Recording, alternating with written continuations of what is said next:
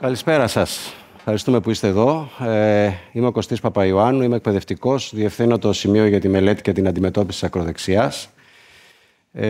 Σήμερα θα παρακολουθήσετε μια συζήτηση, μια εκδήλωση με θέμα πώς αντιμετωπίζουμε την κρίση της δημοκρατίας. Είναι μια συζήτηση στο πλαίσιο του Society Uncensored της στέγης του Ιδρύματος Ωνάση, που την συνδιοργανώνουμε μαζί με το Σημείο για τη Μελέτη και την Αντιμετώπιση της Ακροδεξιάς και την Συμμαχία των Φίλων. Είμαστε πολύ χαρούμενοι που έχουμε κοντά μας τον Μανώλη Αφολάνιο, μουσικό, performer, μέλος του Ανάσα Cultural Center, τον Γιώργο Αυγερόπουλο, δημιουργό ντοκιμαντέρ και δημοσιογράφο, την Αναστασία Βαϊτσοπούλου, δημοσιογράφο, τον ψυχολόγο Βαγγέλη Κοσμάτο, επιστημονικό υπεύθυνο της Συμμαχίας των Φίλων, την Ηλιρίντα Μουσαράη, συντονίστρια του Αρχείου Αλβανικής Μετανάστευσης στα Άσκη και υποψήφια διδακτόρισα, και τη Λίνα Παπαδοπούλου, καθηγήτρια του Συνταγματικού Δικαίου στη Νομική Σχολή του Αριστοτέλειου Πανεπιστημίου Θεσσαλονίκης. Η σκέψη μας ήταν λοιπόν να συζητήσουμε γύρω από 2-3 βασικούς άξονες. Ποιες είναι αυτές οι όψεις του αντιδημοκρατικού φαινομένου και της μυσαλλοδοξίας σήμερα, πώς μπορεί κανείς να στηρίξει τη δημοκρατία σε ζωφερούς καιρούς και επίσης πώς ο καθένας και καθεμιά από εμάς, από παρατηρητής και παρατηρήτρια της βίας, μπορεί υπό προϋποθέσεις να κάνει ένα βήμα μπροστά και να προσπαθήσει να κάνει τη διαφορά. Ο Μάνος Χατζηδάκης, ίσως μια από τις πιο γνωστές του φράσεις είναι ότι όποιος δεν φοβάται το πρόσωπο του τέρατος αρχίζει να του μοιάζει. Μιλήσαμε με ανθρώπους που με κάποιο τρόπο ο καθένας και καθεμιά είδαν το πρόσωπο του τέρατος, το πλησίασαν. Και μια από τις ερωτήσεις που τους κάναμε είναι πώς μοιάζει το πρόσωπο του τέρατος. Θα πρόσθετα και σε αυτήν μια δεύτερη ερώτηση, αυτή που σας είπα και πριν, που για μας είναι ένα διαρκές ζητούμενο, ιδίως με όσους ασχολούνται με την εκπαίδευση, πώς μπορούμε από παρατηρητές αμέτωχοι να γίνουμε ενεργά δρόντα υποκείμενα και να αλλάξουμε με κάποιο τρόπο το ρου της ιστορίας. Ο πρώτος άνθρωπος με τον οποίο μιλήσαμε ήταν ο Γιάννης Μπουτάρης, δήμαρχος Θεσσαλονίκης. Πολυσχηδής προσωπικότητα, το γνωρίζετε. Όμως η αφόρμηση ήταν τα γεγονότα του Μαΐου του 2018, όταν ο Μπουτάρης σχεδόν λιντσαρίστηκε από μια ομάδα οργισμένων εθνικιστών στη Θεσσαλονίκη. Ας δούμε αυτό το βίντεο, τι μας είπε.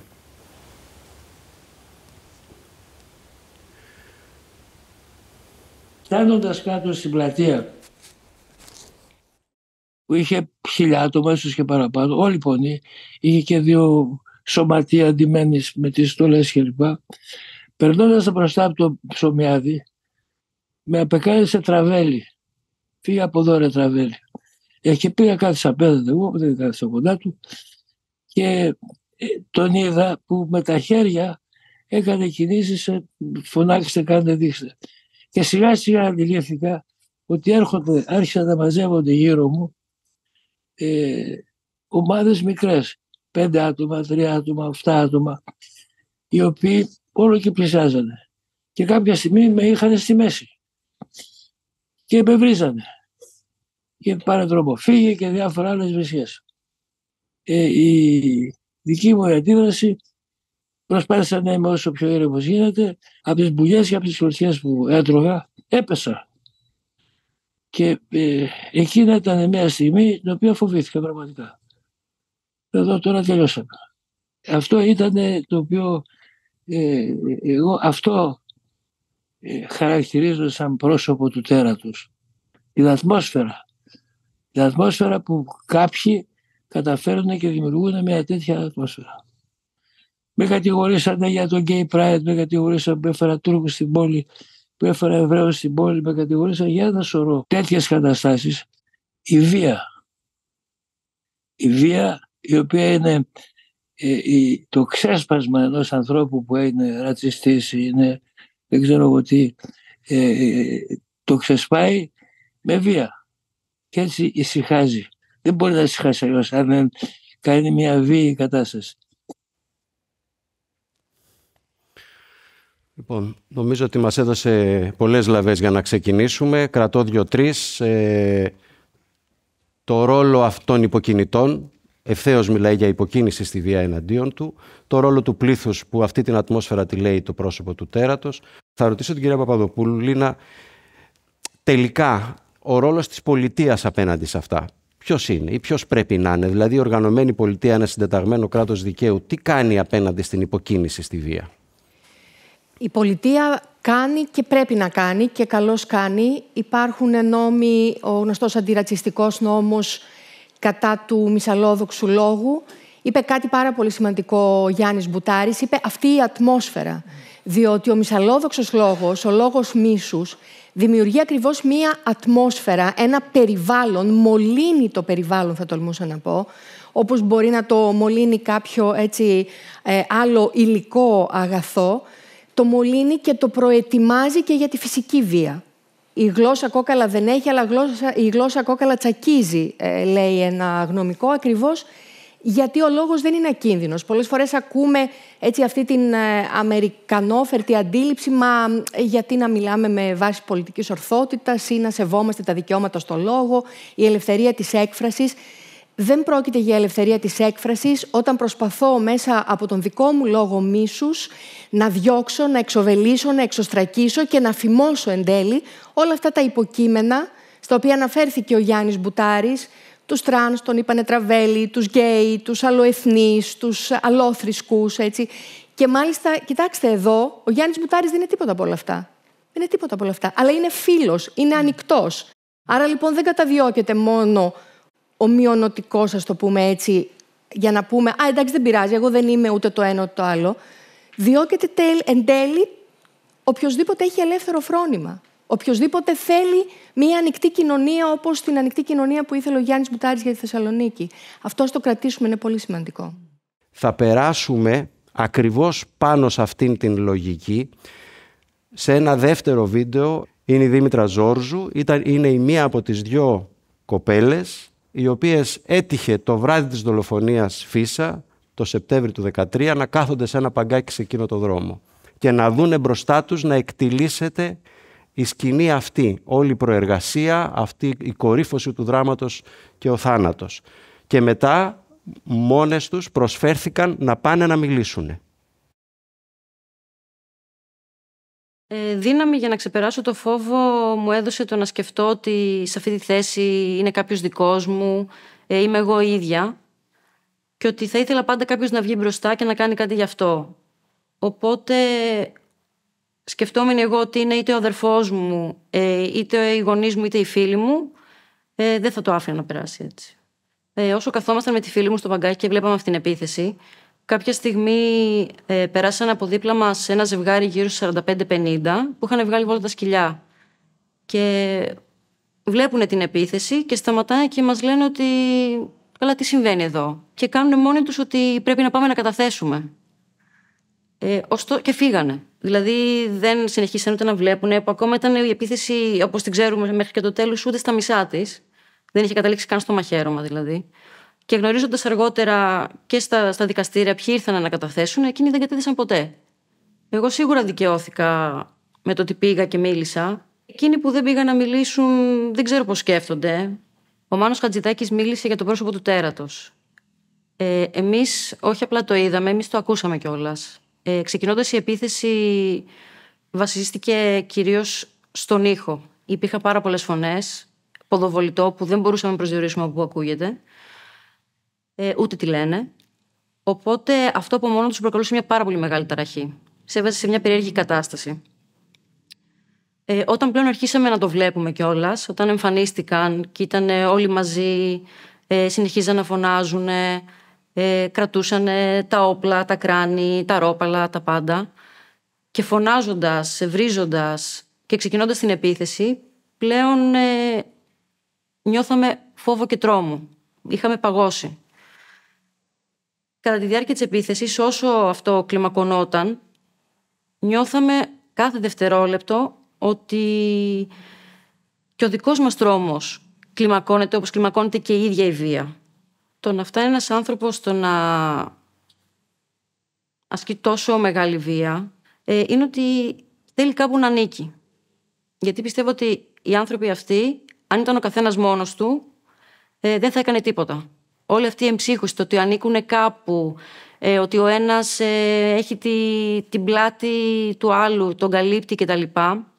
Εγώ μιλώντας σε παιδιά θα έλεγα ότι γενικά κανείς δεν γεννιέται ήρωας και ούτε θεωρώ ότι είμαι ήρωας. Για μένα πρακτικά ήταν ότι έκανα το αυτονόητο. Είδα κάτι να συμβαίνει που ήταν άδικο, δεν έπρεπε να συμβαίνει. Δεν μπορούσα πρακτικά να το σταματήσω εγώ ίδια, οπότε έκανα το ακριβώς επόμενο πράγμα που μπορούσα να κάνω. Ωστόσο, αυτό που θα ήθελα να πω είναι ότι από τη στιγμή που δεν υπάρχουν ήρωες, μπορούμε να είμαστε το ακριβώς επόμενο πράγμα. Δηλαδή, το να είμαστε αλληλέγγυοι, το να αντιδράσει σε οποιαδήποτε αδικία συμβαίνει, σε οποιοδήποτε ρατσισμό, σεξισμό, και πρακτικά όλες σου οι πράξεις να σε οδηγούν στον κόσμο που εσύ θέλεις να έχεις. Και στο τέλος της ημέρας να είσαι περήφανος για τις πράξεις σου. Εγώ αυτό έκανα δηλαδή. Ήξερα ότι άμα δεν το έκανα όλο αυτό, στο τέλος απλά θα μετάνιωνα και θα ήμουν πάρα πολύ ανήσυχη για όλη μου την υπόλοιπη ζωή. Εγώ είδα τον Παύλο να στέκεται απέναντι στη Χρυσή Αυγή, να μην φοβάται, το να προτρέπει τους φίλους του να φύγουν και να μένει πίσω, γνωρίζοντας ότι κινδυνεύει άμεσα η ζωή του κάνοντας αυτή την κίνηση, και πως πρακτικά έβαλε σε προτεραιότητα τη ζωή των φίλων του, θυσιάζοντας τη δική του, και αυτό είναι η μεγαλύτερη πράξη αγάπης που μπορεί να κάνει κανείς.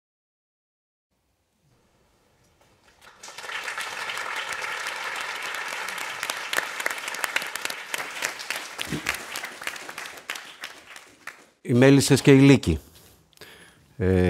Φράση που την μάθαμε όλοι από τη δίκη της Χρυσής Αυγής, στην προτροπή του Θανάσου του Καμπαγιάννη προς τους δικαστές να αποφασίσουν αν είναι με τις μέλισσες ή με τους λύκους. Θα γυρίσω στο Γιώργο τον Αυγερόπουλο. Η υπόθεση της Χρυσής Αυγής τυπικά τέλειωσε τον Οκτώβριο του 20 με την καταδίκη της ως εγκληματικής οργάνωσης σύμφωνα με το κατηγορητήριο. Τι έχει αφήσει πίσω της αυτή η δικαστική απόφαση, κατά τη γνώμη σου?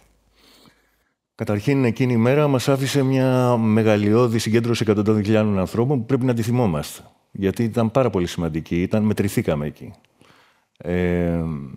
Και δεν μας άφησαν να χαρούμε, διότι τη διέλυσαν μέσα σε 3 λεπτά.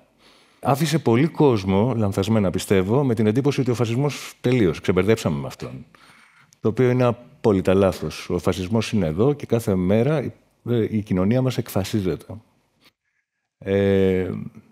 Και μας άφησε με μία παρακαταθήκη ότι μπορούμε να νικήσουμε το τέρας που λέμε. Που εγώ πιστεύω ότι είναι πολλά μικρά τέρατα, να σας πω την αλήθεια. Είναι πολλοί εκείνοι οι άνθρωποι οι οποίοι όταν βρεθούν μαζί γίνονται ένα τέρας, αλλά μέσω του καθένα είναι ένα μικρό τέρας. Και μας άφησε με αυτή την παρακαταθήκη ότι μπορούμε να νικήσουμε το τέρας. Μας άφησε με αυτό.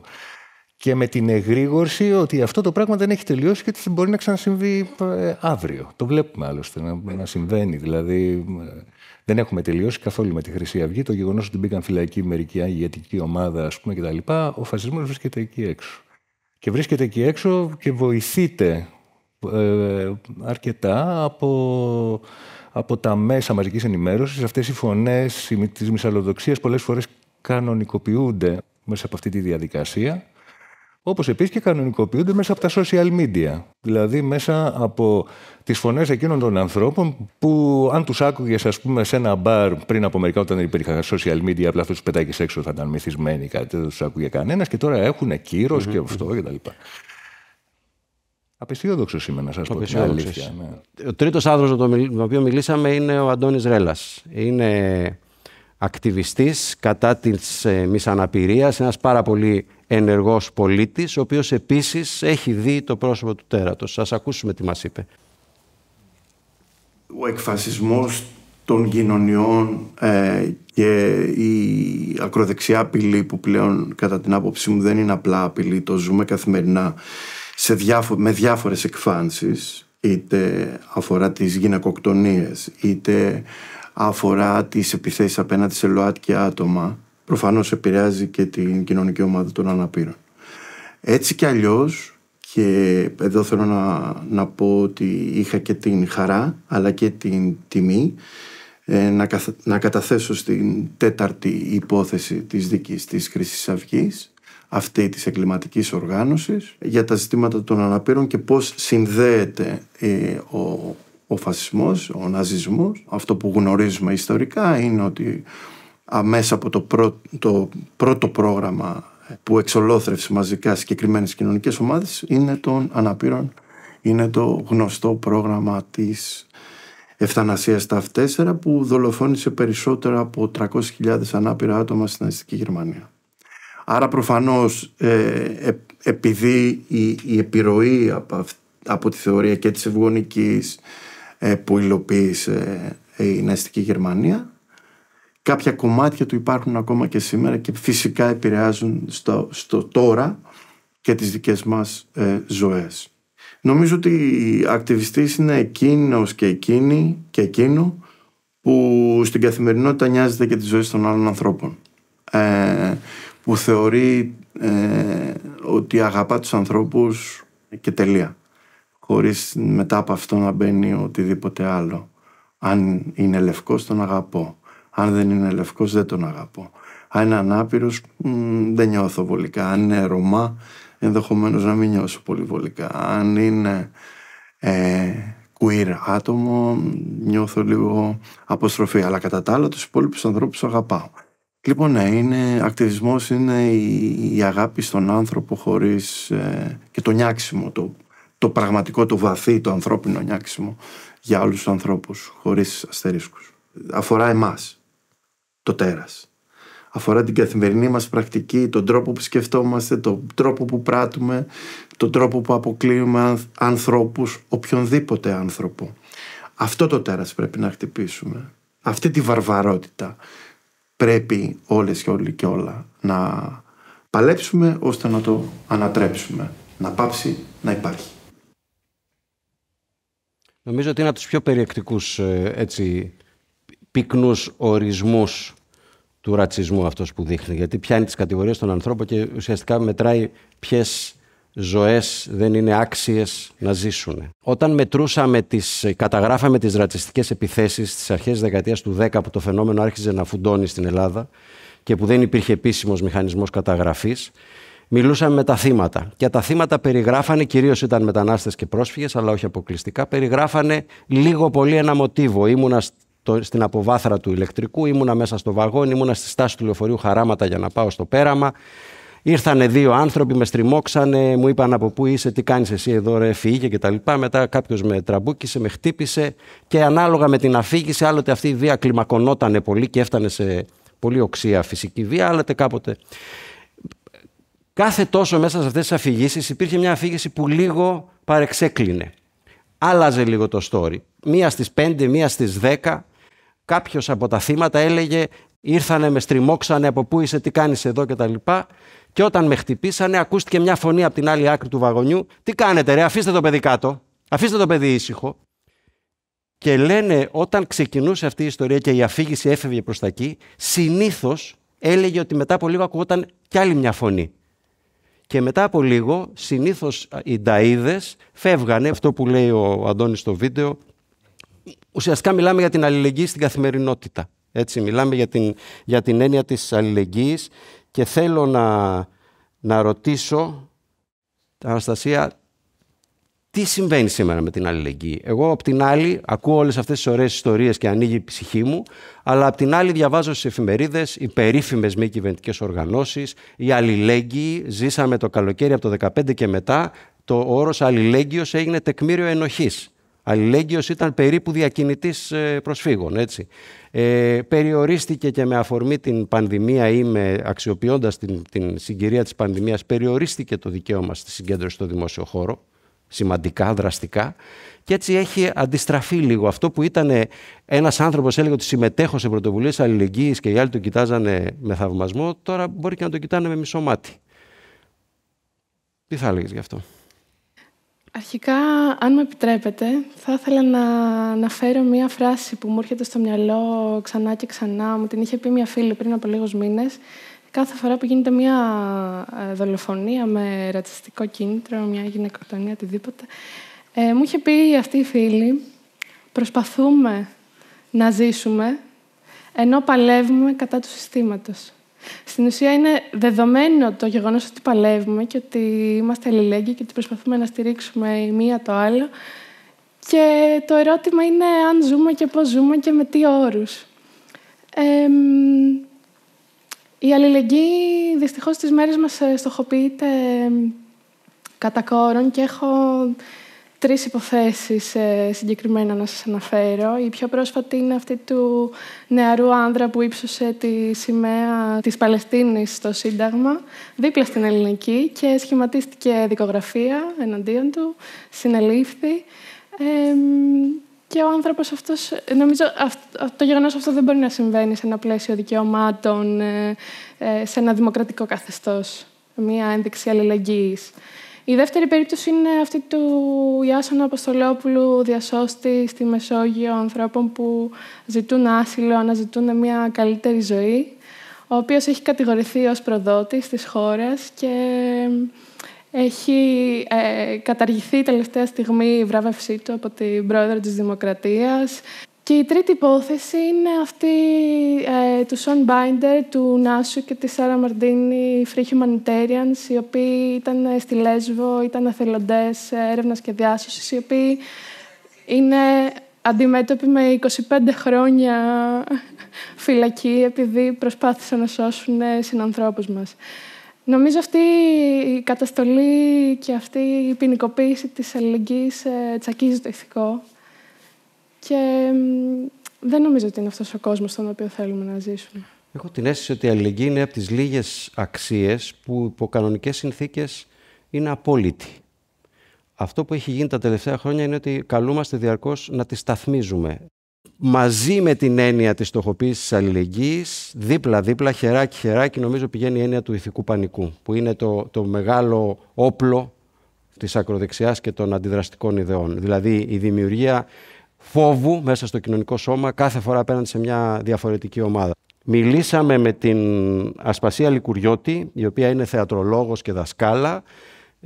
Είναι η δασκάλα που την Άνοιξη προέβαλε στην τάξη της το παιδικό ταινιάκι «Αγόρια στο ντους». Με τον ίδιο τρόπο που οι γονείς οριοθετούν στην ταινία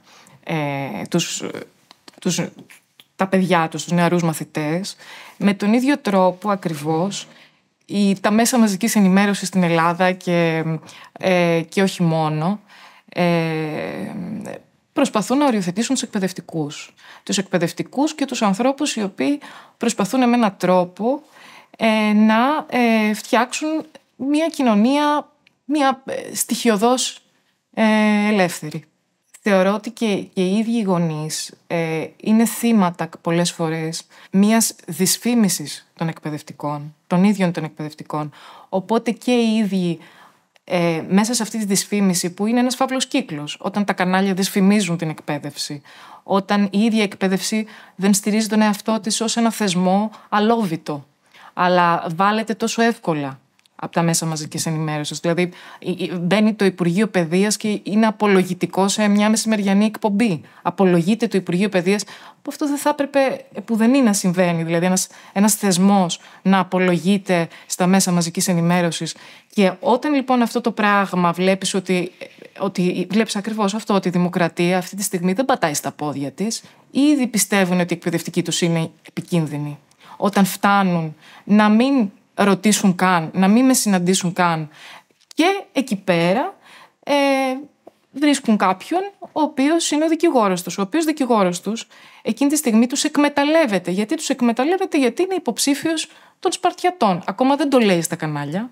Δεν λέει στα κανάλια ότι κατεβαίνω με τους Σπαρτιάτες, αλλά εκμεταλλεύεται μια δημοσιότητα τόσων ημερών, στην οποία λέει ψέματα για μένα, και με αυτόν τον τρόπο καταφέρνει να εκλεγεί και να βγει βουλευτής με τους Σπαρτιάτες. Αλλά εμείς πρέπει να κάνουμε αυτό που είναι να κάνουμε. Και με αυτό, και εντάξει, το πιο σημαντικό απ' όλα είναι ότι βρέθηκαν άνθρωποι οι οποίοι βγήκαν και με υπερασπιστήκαν. Και αυτό το πράγμα, εντάξει, είναι ένας λόγος που μπορεί κανείς και συνεχίζει και ζει σε αυτή τη χώρα, που τα πάντα υπολειτουργούν και όμως λειτουργούν οι άνθρωποι.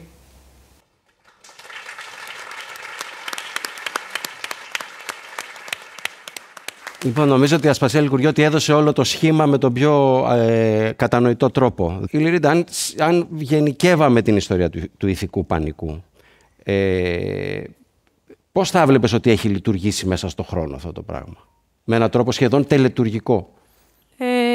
Γελάω γιατί ήταν μια πρόσφατη συζήτηση που είχαμε σε ένα φιλικό πλαίσιο για το πόσο ακραία είναι τα ψέματα που διαβάζουμε στα ακροδεξιά fake news και τα ψέματα τα οποία αναπαράγει η ακροδεξιά ιδεολογία. Δηλαδή, δυσκολευόμαστε πάρα πολύ να αντιληφθούμε πώς μπορεί να σκεφτεί κάποιος άνθρωπος αυτά τα πράγματα.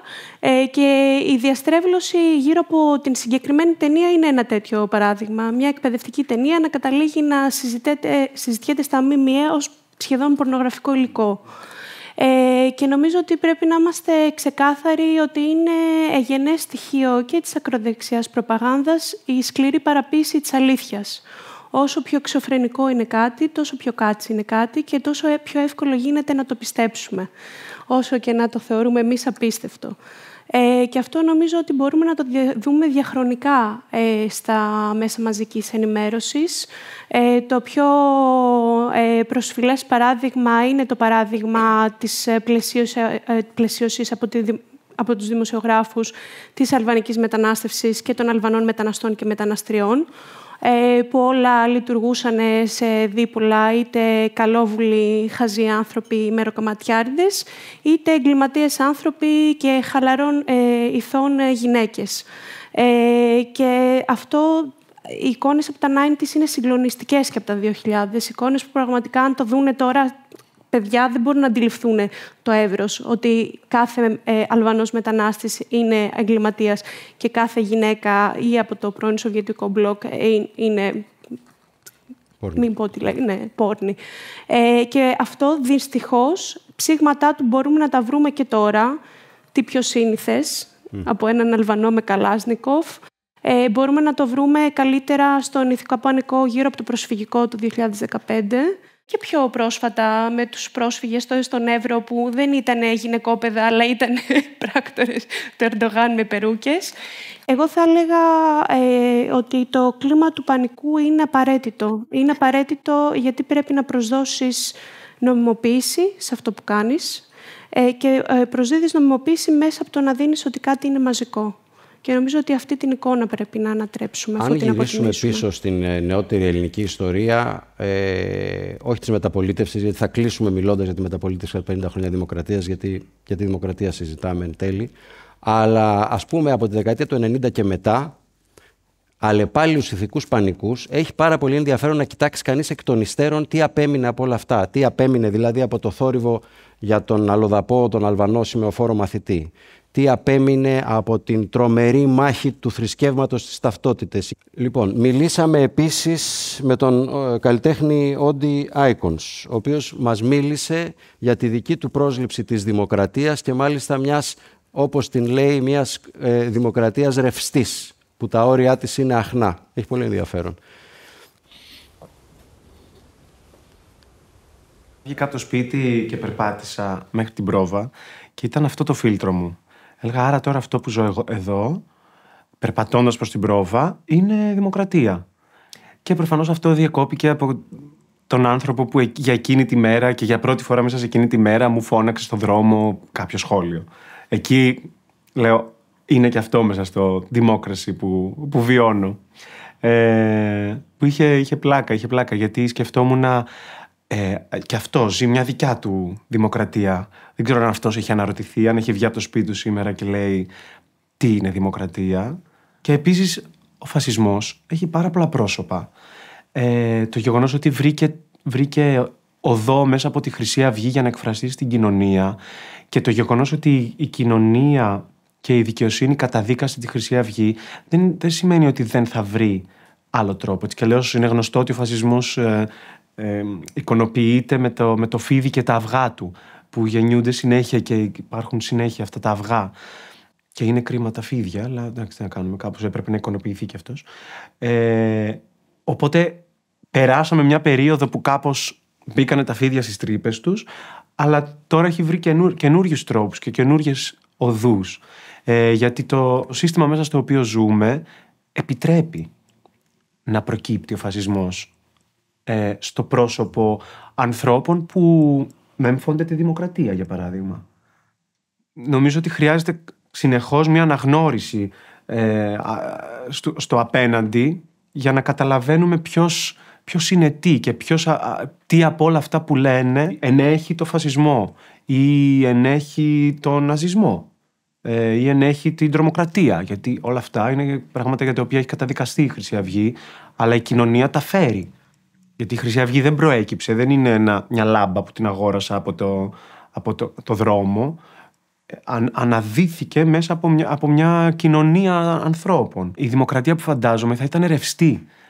Δεν θα χρειαζόταν να την ονομάσουμε ούτε θηλυκή, ούτε αρσενική, ούτε πατριαρχική, ούτε μητριαρχική. Θα ήταν μια δημοκρατία που γεννιέται και πεθαίνει επί τόπου.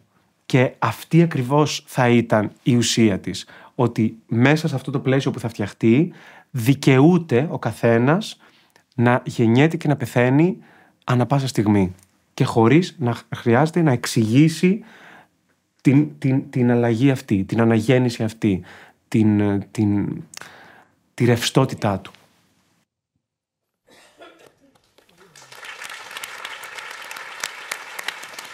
Βαγγέλης Κοσμάτος. Βαγγέλη, παρόν.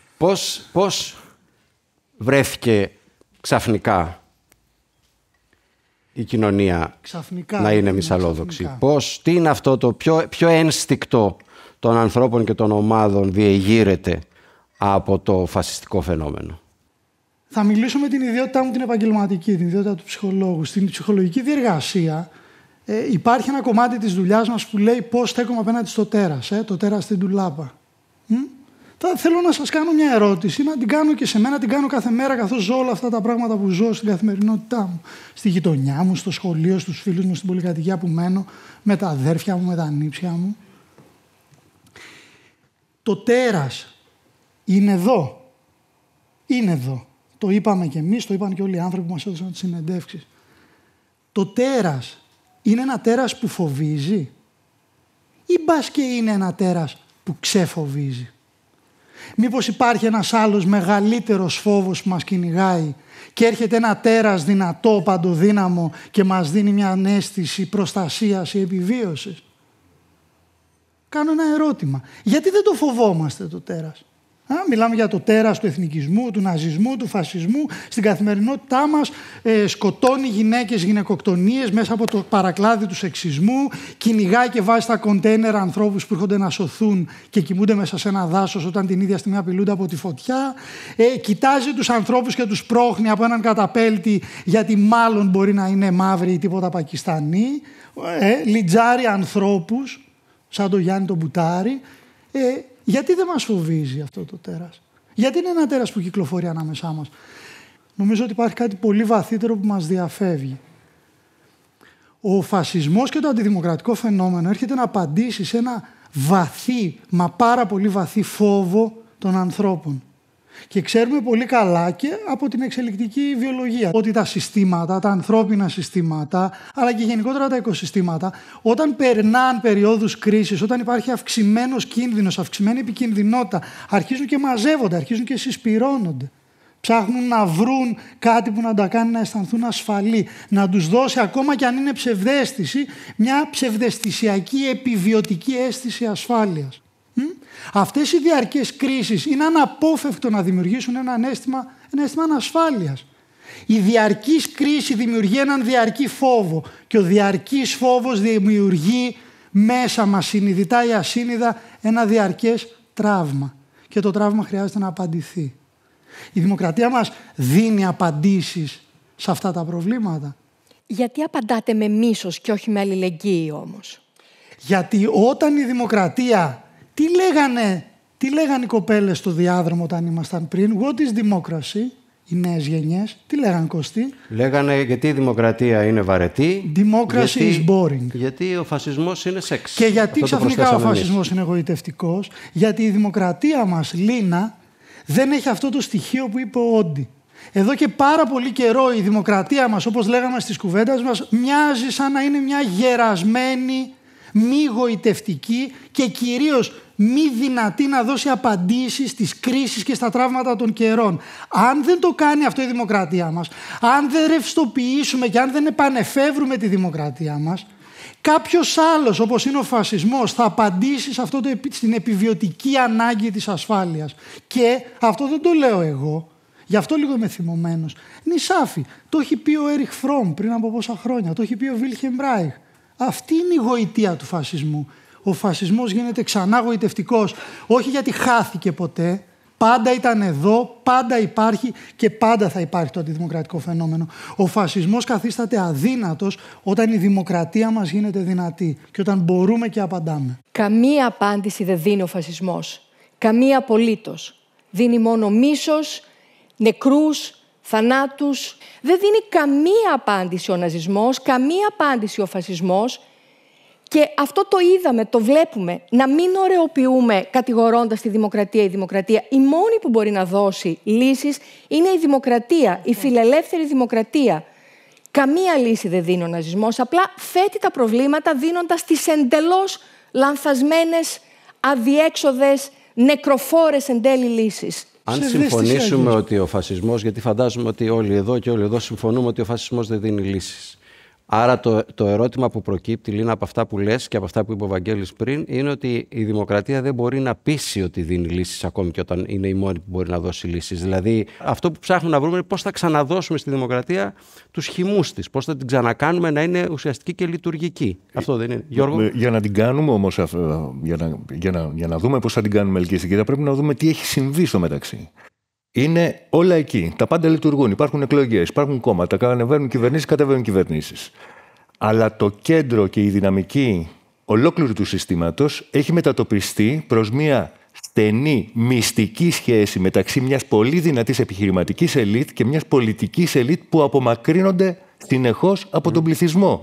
Ακριβώς αυτό είναι. Είναι αυτό το πράγμα που συμβαίνει και το βλέπουμε. Έχουμε μπροστά μας διαχειριστές, δεν έχουμε πολιτικούς. Έχουμε μπροστά μας οικονομικά συστήματα που ανεβοκατεβάζουν κυβερνήσεις. Αν είναι της αρεσκίας τους, ok. Αν δεν είναι της αρεσκίας τους, καθόλου ok. Και βλέπουμε ακριβώς να συμβαίνει όλο αυτό, όχι μόνο στην Ελλάδα προφανώς, αλλά παγκοσμίως. Παγκόσμια οι δημοκρατίες οπισθοχωρούν.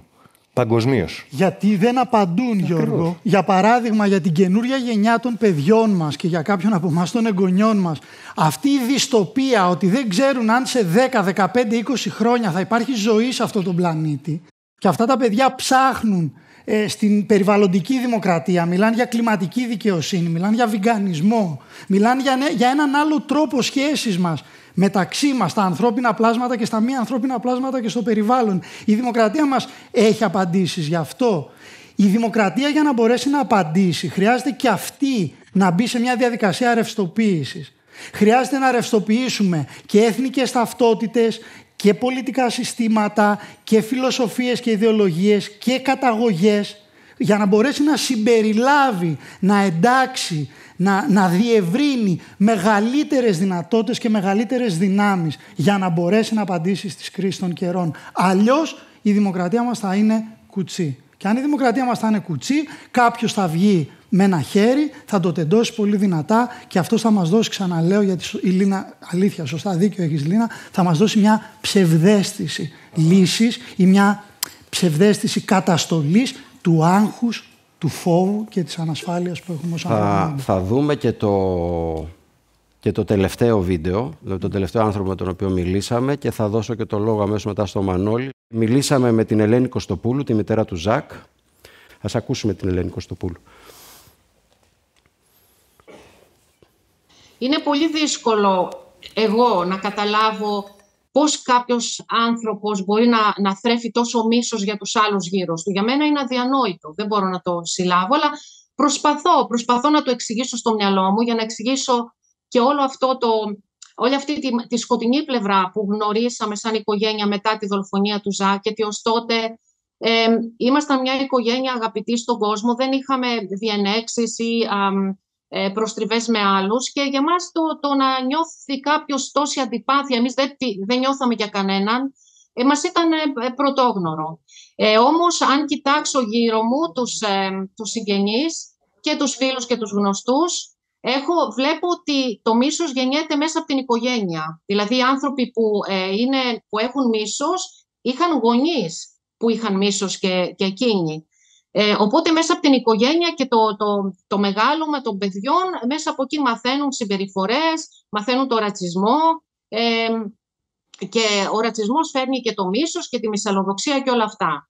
Μετά έρχεται το σχολείο, που είναι ένας παράγοντας που θα μπορούσε να ανατρέψει λίγο αυτή την κατάσταση. Θα μπορούσε να διδάξει τα παιδιά την ενσυναίσθηση, το σεβασμό, την ισότητα, τα οποία δεν τα διδάσκει. Ο πόνος και η οδύνη είναι κομμάτι της ζωής μας τώρα. Μέχρι να πεθάνουμε θα υπάρχει. Είναι μέσα στο σώμα μας, μέσα στην καρδιά μας. Είναι σαν να έχεις χάσει ένα άκρο σου και πρέπει να ζεις την υπόλοιπη ζωή χωρίς ένα χέρι, χωρίς ένα πόδι.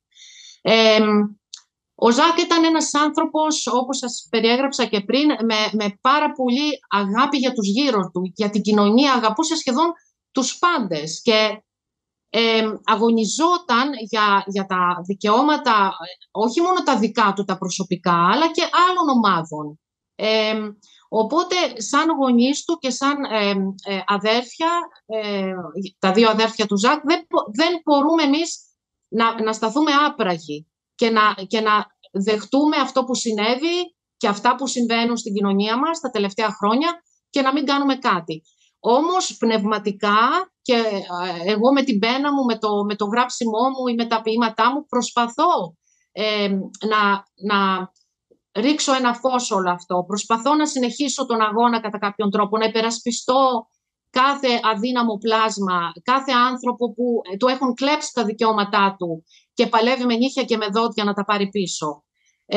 Δεν ξέρω αν θα καταφέρω κάτι στη ζωή μου, μπορεί και τίποτα, αλλά εγώ θα κάνω αυτό το μικρό αγώνα μου και νομίζω και ο Ζακ, έστω και για αυτό το μικρό αγώνα που δίνουμε, θα είναι ευχαριστημένος.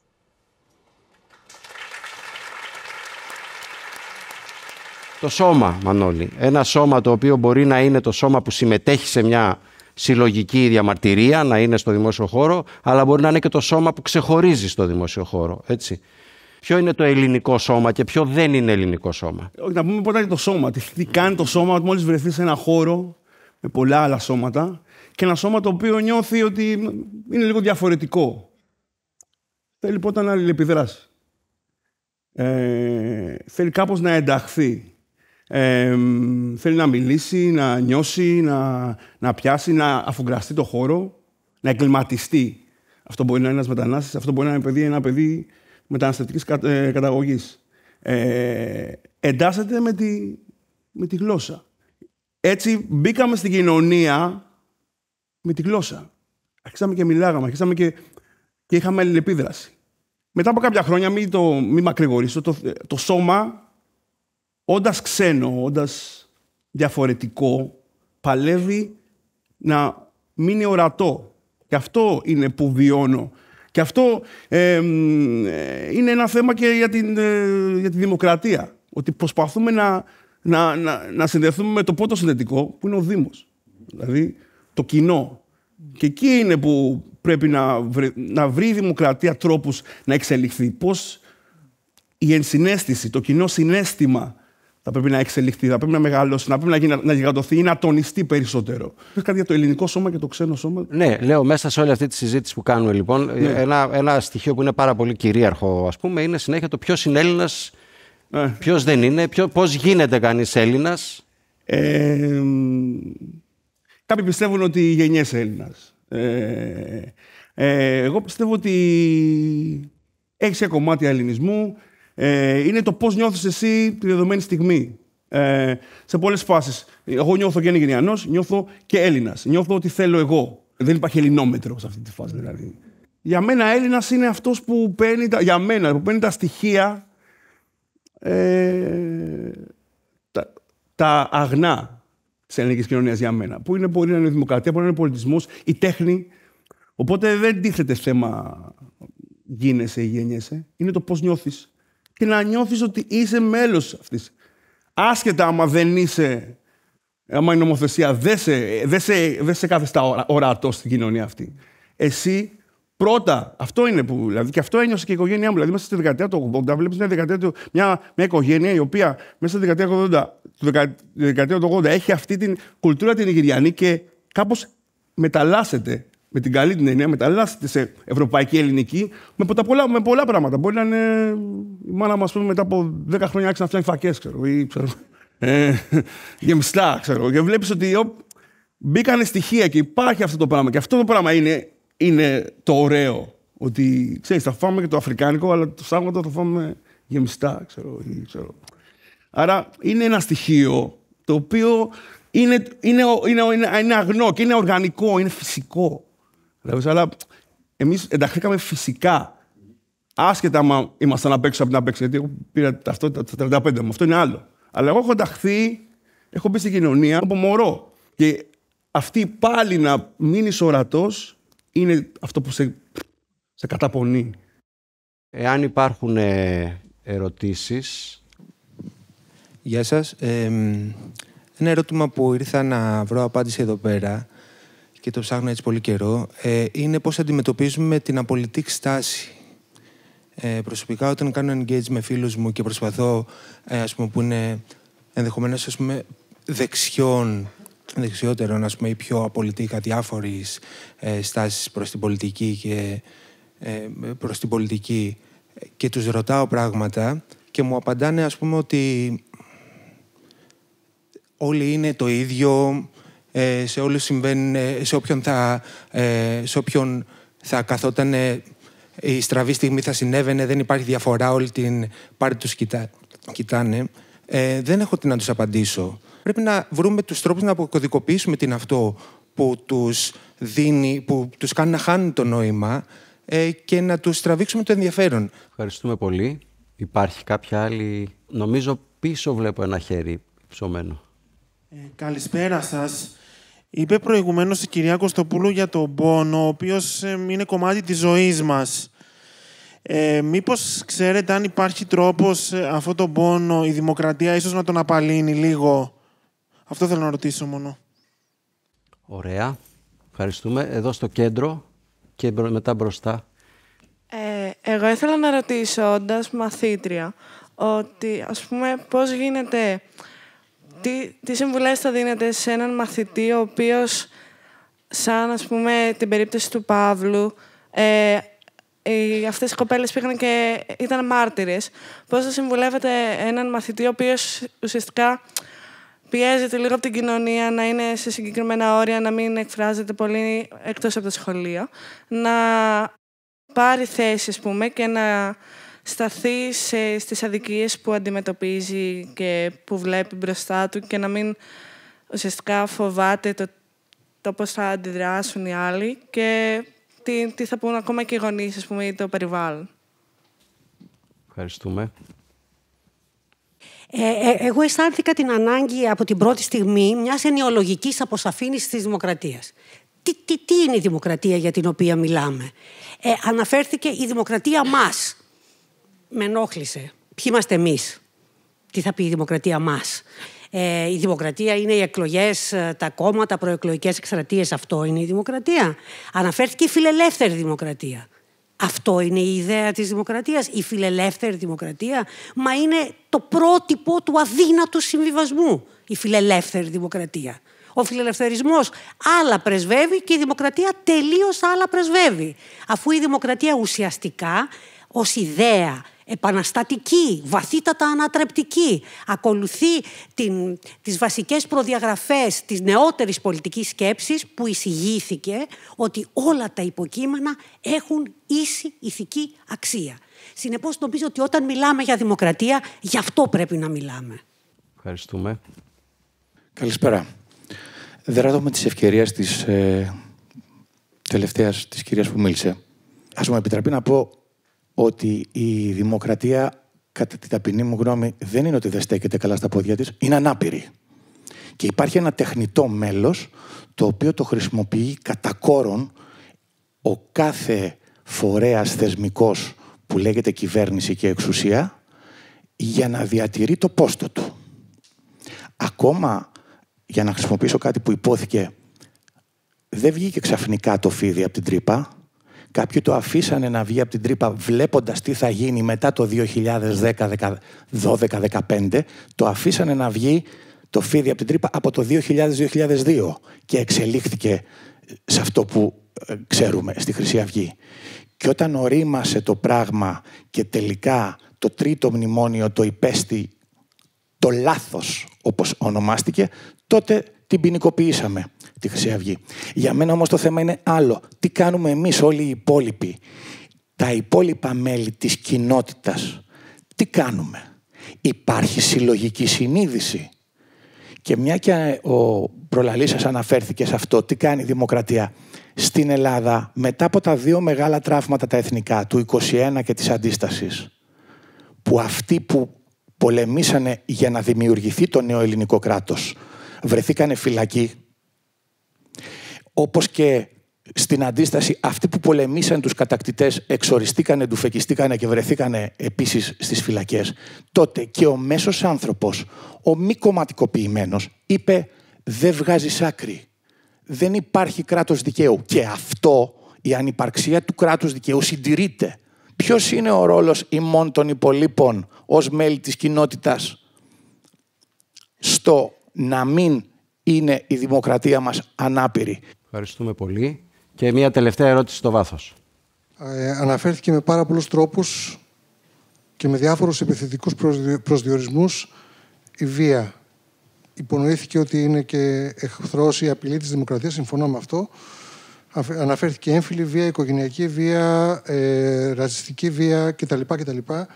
Δεν έχω ακούσει, όχι μόνο εδώ, αλλά και γενικώς στο δημόσιο λόγο, να αναφέρεται ποτέ οικονομική βία και κυρίως αναρωτιέμαι όλα αυτά τα χρόνια γιατί η βία έχει ανάγκη από επιθετικούς προσδιορισμούς. Ευχαριστούμε πολύ. Λοιπόν, πολύ τροφοδότηση από το κοινό. Εγώ χαίρομαι για την παρατήρηση, για την ενοιολόγηση, γιατί νομίζω we are beating around the bush εδώ. Κάπως συζητάμε για το τι δεν είναι δημοκρατία περισσότερο παρά το τι είναι δημοκρατία. Και νομίζω ότι χρειάζεται μια ενοιολόγηση και μια παραδοχή ότι δεν υπάρχει η δημοκρατία. Και επίσης και σε ποιο επίπεδο υπάρχει δημοκρατία. Δηλαδή, αν είναι μόνο θεσμικό στο κοινοβούλιο ή αν είναι και στο επίπεδο των πολιτικών κομμάτων, της οργάνωσης της κοινωνίας των πολιτών και διάφορα άλλα. Και νομίζω ότι αυτό πρέπει να το συγκεκριμενοποιήσουμε και σε πολιτικό και σε κοινωνικό και σε οικονομικό επίπεδο για το ποια δημοκρατία παλεύουμε. Γιατί ζούμε σε μια κοινωνία αντικρουόμενων συμφερόντων και ιδεολογιών. Δεν υπήρχε ποτέ απόλυτα καλή δημοκρατία, απόλυτα αποτελεσματική δημοκρατία για να έρχεστε και να μας ζητάτε συμβουλές στο πώς θα αναβιώσουμε το μεγάλο θαύμα της μεταπολίτευσης. Ελευθερία όχι μόνο αρνητική, να μην μας πειράζει το κράτος, αλλά και θετική ελευθερία. Που θετική ελευθερία σημαίνει συμμετοχή στη λήψη των αποφάσεων. Να νιώθουμε την αυτοπεποίθηση και έμπρακτα ότι η δική μας δράση μπορεί να αλλάξει την κοινωνία. Και το δεύτερο επίπεδο είναι της ισότητας. Και αυτό είναι οικονομικής ισότητας. Ευχαριστούμε πολύ. Είναι πολύ σημαντική η διάσταση αυτή. Και με την έννοια της οικονομικής βίας. Νομίζω ότι όντως καλώς κάνει και μπαίνει στη συζήτηση. Γιώργο, θες κάποιο σχόλιο, είτε απάντηση είτε κάποιο καταληκτικό? Νομίζω ότι ακούστηκε το εγώ και το εμείς. Προφανώς το εμείς μόνο στο καθένας στην τουαλέτα μόνο. Το εμείς έχει να κάνει και επειδή είμαι, ξέρετε, πρακτικός άνθρωπος, ας πούμε, νομίζω ότι θα έκανε πολύ καλό στην όποια δημοκρατία έχουμε, αν θέλετε, αν απαιτούσαμε να υπήρχαν λαϊκές συνελεύσεις, πλατείες, αν απαιτούσαμε να υπάρχουν δημοψηφίσματα και αν τέλος πάντων καταλαβαίναμε ότι το να κάνει ο καθένας το πολιτικό του καθήκον δεν είναι να πηγαίνει κάθε 4 χρόνια για να ρίχνει ένα χαρτάκι μέσα σε μια κάλπη. Αν πάει. Γιατί στις προηγούμενες αυτοδιοικητικές εκλογές ούτε ένας στους 3 Αθηναίους πολίτες δεν πήγαν να ψηφίσουν, έτσι, και λίγο περισσότεροι στη Θεσσαλονίκη. Αυτό λοιπόν μας λέει ότι για να γίνει πάλι η δημοκρατία ελκυστική, όπως ακούστηκε, πρέπει να βάλει τον πολίτη στο επίκεντρο. Κανείς δεν το θέλει αυτό. Άρα αυτό που θα πρέπει να κάνουμε είναι εμείς οι ίδιοι μόνοι μας να αυτοοργανωνόμαστε, να βοηθάμε τους φίλους μας δίνοντάς τους κανένα βιβλίο να διαβάσουν, να τους εξηγούμε ότι δεν είναι όλοι οι ίδιοι. Η δουλειά γίνεται αφενός μέσα από την οικογένεια, όταν το παιδί αρχίζει και μαθαίνει ποιο είναι το σωστό, το λάθος, το δίκαιο και το άδικο. Έτσι. Στη συνέχεια στο σχολείο. Όλη αυτή η διεργασία νομίζω ότι μπορεί να δημιουργήσει υπό συνθήκες ενεργούς πολίτες, γιατί ακριβώς αυτό θέλουμε. Θέλουμε ενεργούς πολίτες. Που δυστυχώς δεν τους ευνοεί. Ο καπιταλισμός λέει ο καθένας μόνος του, παιδιά. Και θα φάμε ο ένας τον άλλον εδώ πέρα. Και αυτό συμβαίνει. Νομίζω ότι μόνοι μας θα τη βρούμε την άκρη. Δεν θα περιμένουμε από κανέναν ηγέτη να έρθει να μας σώσει. Αυτό είναι. Προχωράμε. Δεν ανάγκη να πάμε με τη σειρά σαν να είμαστε. Μπορείτε με όποια σειρά, αν θέλει κάποιος παρεμβαίνει. Μανώλη. Εγώ συμφωνώ πολύ με αυτό που είπε ο Γιώργος. Πιστεύω πολύ στις αιστείες. Στις αιστείες άμεσης παρέμβασης. Στις αιστείες επαγρύπνησης, να είμαστε σε εγρήγορση. Γενικά και εγώ είμαι σε μια συλλογικότητα που μπαίνει, κάνει δράση στα σχολεία και δείχνει αυτό το πράγμα, ας πούμε, ότι ναι, είμαστε εδώ, υπάρχουν και άλλες κουλτούρες, υπάρχουν άτομα και παλεύουμε για την ισότητα και ότι είμαστε εδώ. Αυτό ευχαριστούμε. Βαγγέλη.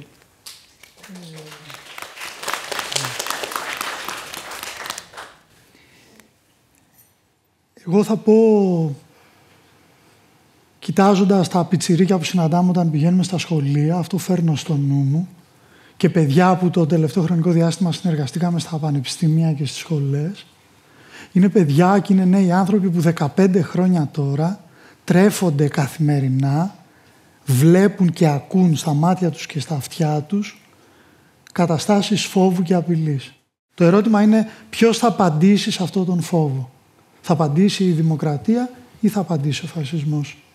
Αυτός ή αυτή που θα απαντήσει στον φόβο της κρίσης θα είναι αυτός ή αυτή που θα ξαναγίνει ελκυστικός και εγωιτευτικός. Οπότε η δημοκρατία χρειάζεται να ξαναγίνει ξανά συμπεριληπτική, χρειάζεται να ξαναγίνει ισότιμη, χρειάζεται να ξαναγίνει ρευστή, να επανεφεύρει τον εαυτό της και για να μην παρεξηγιόμαστε, όταν λέω δημοκρατία εννοώ εμάς.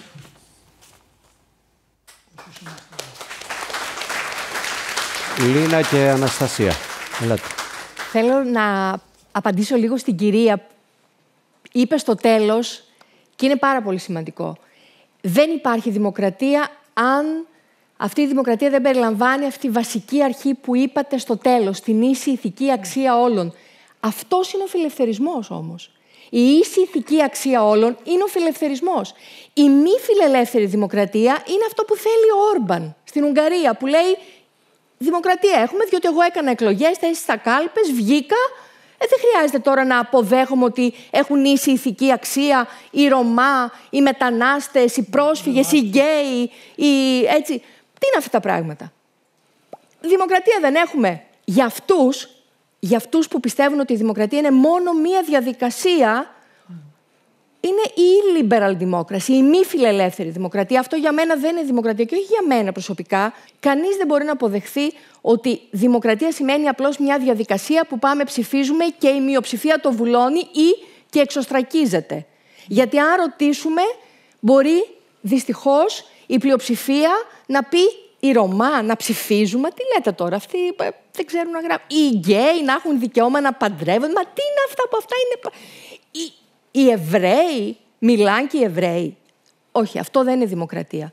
Η απλή κυριαρχία της πλειοψηφίας δεν είναι δημοκρατία. Μόνο η φιλελεύθερη είναι δημοκρατία, συνταγματική δημοκρατία του 20ου και του 21ου αιώνα που αξίζει να ζούμε. Εγώ θα ήθελα να πιαστώ από το ερώτημα για τον πόνο και τα τραύματα και πώς μπορούμε να τα επουλώσουμε. Η μόνη απάντηση που έχω είναι ότι αυτό που έχουμε είναι η μία το άλλο. Και η αλληλεγγύη και το μαζί και το εμείς που συζητάμε. Καλό είναι βέβαια να κάνουμε και την αυτοκριτική μας, γιατί όλες οι ιεραρχίες αναπαράγονται και μέσα στα κινήματα και στους πιο προοδευτικούς χώρους. Αλλά το πιο σημαντικό είναι αυτό που είπε και η Bell Hooks, η αγαπημένη μαύρη φεμινίστρια, ότι η ελπίδα είναι απαραίτητη για να γίνει ένας πολιτικός αγώνας, να γίνει μια ρήξη και να υπάρξει μια ριζοσπαστική αλλαγή. Θα κλείσω κι εγώ με δύο σκέψεις που νομίζω ότι προκύπτουν από όλη τη συζήτηση και κυρίως από τις ερωτήσεις σας που ήταν πολλές και πάρα πολύ ενδιαφέρουσες. Μόνο οι ερωτήσεις σας θα μπορούσαν να είναι μια καινούργια συζήτηση. Θεωρώ κρίσιμο το θέμα του πώς διαχειρίζεται μια κοινότητα και μια δημοκρατική κοινότητα τον πόνο. Κρίσιμο ερώτημα και νομίζω ότι η μη διαχείριση του πόνου, η αίσθηση ότι αυτός ο πόνος μένει μετέωρος και αδικαίωτος είναι ένα από τα μεγάλα τραύματα στο σώμα της ελληνικής δημοκρατίας. Δηλαδή η αίσθηση ότι φέτος η Ελλάδα, η ελληνική κοινωνία έχει αφήσει εκατοντάδες νεκρούς σε σιδηροδρομικές τροχές, σε ναυάγια στον πάτο της θάλασσας, σε καμένα δάση, σε πλημμυρισμένα σπίτια και μένουν αυτοί οι άνθρωποι αδικαίωτοι, δηλαδή έστω οι δικοί τους δεν νιώθουν ότι τους στέργει μια πολιτεία και ότι σπρώχνει να υπάρξει μια δικαστική διερεύνηση, αυτό είναι ο καλύτερος τροφοδότης αυτών των ιδεών για τις οποίες συζητάμε σήμερα. Ο καλύτερος τροφοδότης. Και θέλω να ευχαριστήσω και τους ανθρώπους της Στέγης για την εξαιρετική συνεργασία που είχαμε. Η ερώτηση που θέσαμε στον εαυτό μας είναι, με βάση το βιβλίο της Άρεντ, τι κάνουν οι άνθρωποι στους ζωφερούς καιρούς. Πώς αντιδρούν οι άνθρωποι στους ζωφερούς καιρούς. Εάν σε αυτή η ερώτηση με κάποιο τρόπο πετύχαμε να μπει στη σκέψη μας φεύγοντας από εδώ σήμερα, νομίζω ότι κάτι κάναμε. Σας ευχαριστούμε πάρα πολύ όλες και όλοι.